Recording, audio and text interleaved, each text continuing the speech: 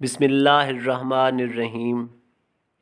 अस्सलामुअलैकुम वरहमतुल्लाहि वबरकातुहू। उम्मीद है आप सब लोग बिल्कुल ठीक ठाक और खैर खैरियत से होंगे।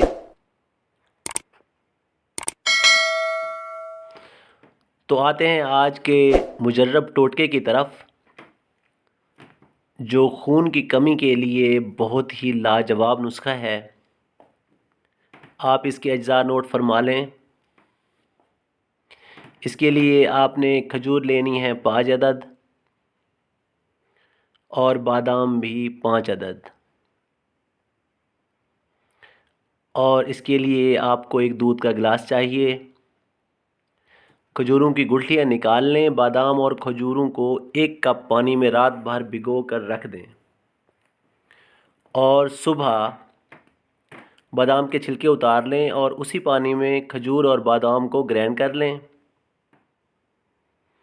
और फिर इसमें 1 गिलास दूध मिलाएं और ये मिल्क शेक इस्तेमाल करें। अगर हामिला ख़वातीन को खून की कमी है तो वो खून लगवाने से पहले 15 दिन लाजमी इस्तेमाल करें। इंशाअल्लाह बहुत अफाका होगा। दुआओं में याद रखिएगा। अल्लाह हाफिज़।